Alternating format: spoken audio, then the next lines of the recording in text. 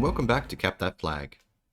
Today we're looking at another challenge from picoCTF. This one's titled Transformation. It's worth 20 points. It's from picoCTF 2021 and it's in the reverse engineering category. So the description reads, I wonder what this really is. Then it links to a file called ENC, and then it gives us some Python code. So let's grab this file and then we'll get started. So we'll start by pulling down the file using wget. And if we just have a look at this file, we can see some unusual characters. So most likely the flag in plain text has been encoded into this string of data that appears as these characters. And we'll need to reverse the encoding to find the flag again. If I use the file command, we can see that it is text in UTF-8 format.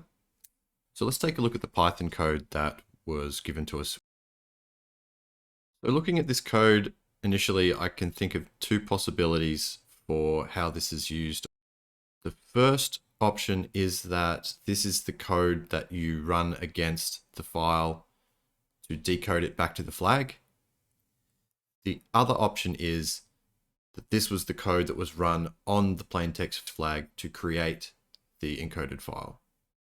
So now I'm going to run with the assumption that this is used to create the encoded file and the plain text flag gets fed into this. We're going to have a look at the code now and all the functions involved, what the functions do to try and get a sense of what the code is actually doing.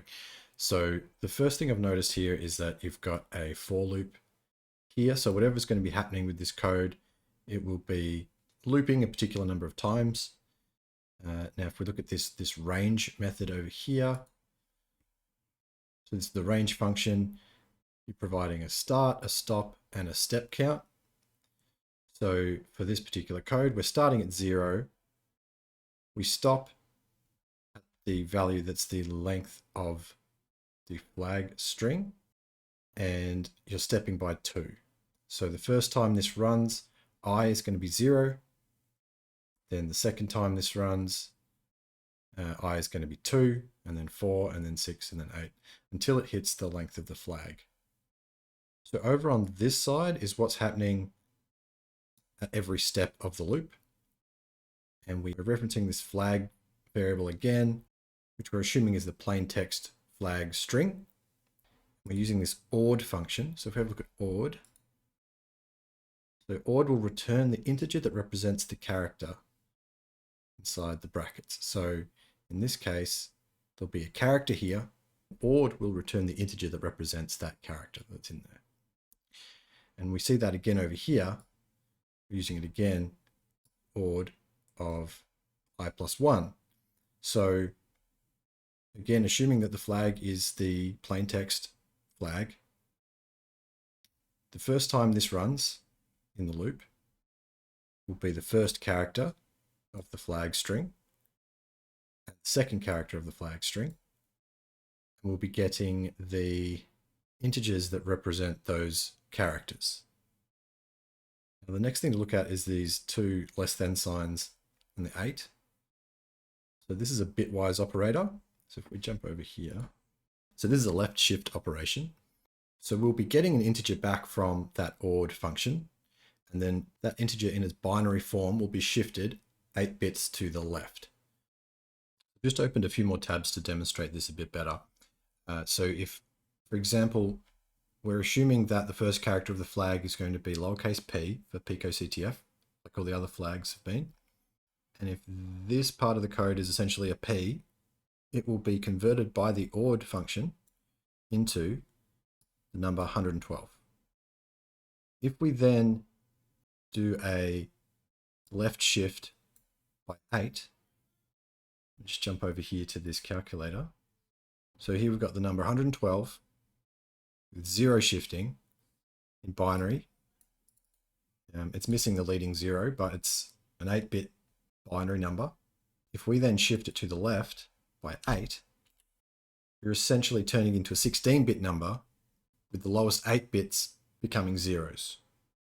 And the 112 that we started with is now 28,672 in decimal. So if this here ends up being a P, then this here will turn into the number 28,672. Also adding to this number, the return of this ORD function over here, which for the first loop of this would be looking at the second character of the string, which would be in lowercase I. So a lowercase I, we jump back to the ASCII table, so 105. So we would be essentially adding 105 to 28,672, which would be 28,777. So we're expecting the output of this to be 28,777. Then we're using the CHR function. And so the CHR function will get the character that's represented by the integer that's given to it as the argument. And in this case, we'd be expecting that integer to be 28,777. And so if I look up the Unicode character with the value of 28,777, it's this particular character here, which happens to be the first character in our encoded flag.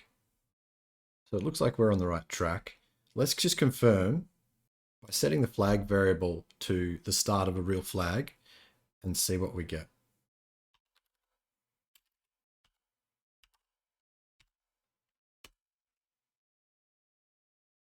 Okay, so we just need to compare that output to the value of the encoded file previously. And it looks to match. So essentially the P and the I characters become this symbol, the C and the O become this symbol, and every pair of additional characters we add to the flag, we'll get additional symbols here. It also means that the flag has to have an even number of characters, because if we add one more character to flag, like so, and run it again, I'm expecting this to crash. Yeah, so I imagine that's failing because it's looking for another character past this last C, and the string ends at that point. So now we have a good understanding of what the code does. Essentially, we'll be looping through the plain text flag, going 2 characters at a time, shifting the first character over to the highest 8 bits of a 16-bit number, adding the second character as an integer to the lowest 8 bits of that number, converting that 16-bit number into a Unicode character, and returning that character. Now, I don't think I mentioned the join before when we're looking at the different functions involved in the code. So every 2 characters of the original string are going to give us 1 character out, and the join is just going to join all those characters together into a single string. So now what we have to do is work out how to reverse this process to turn the encoded string back into the plain text flag. So I have some Python code that will do that, and I'll show you it now. So we have a variable here that will store the plain text flag once this is finished running. We are going to open the ENC file and read it, storing it in the line variable. And then we're going to loop through every character in that line of text. So we're going to build up the flag, grabbing the first character and then the second character. So from our example, we've been using the P and the I characters converted into that Unicode character with a number of 28,777. So ORD of character will be 28,777. We then shift that to the right by 8 characters. We'll then convert that back into 112, which is the number for the character P. And then use CHR to turn that 112 into a P, and then append that to the flag. And also within that loop, we'll take that same character and again get that 28,777 out with the ORD function. And then we're going to use a logical AND with the number 255. So I've just brought up this calculator to demonstrate this ANDing process a bit more clearly. So the number up the top here is 28,777, expressed in binary notation. So we're going to do an AND to it. And then the 255 is essentially, we're taking the lowest 8 bits and making them all ones. And if I calculate that, you see that we are essentially zeroing out the top 8 bits, keeping the bottom 8 bits, which gives us a decimal result of 105, which if we go back to our ASCII table, is the lowercase I that we're after. So you can see how we're pulling the lowercase p out of this part, the lowercase I out of this part, and then we loop through every character in the encoded string and build up this flag and then print it at the end. So if I run this code now, we should get the plain text flag as the output. And there we go. So I wanted to mention an alternative way to get the flag, which involves a lot less effort. And it's using this tool called CyberChef. With CyberChef, you can quickly perform some common tasks that you would want to do with decoding data and analyzing data. You can also chain operations together to create what they call a recipe. It's available on, I believe, on Windows and Linux. It also has an online version, which I'm using now. So I've pasted the data from our encoded file into the input. And so we need to configure a recipe to use to act upon that input. And I'm going to select the magic option and drag that in.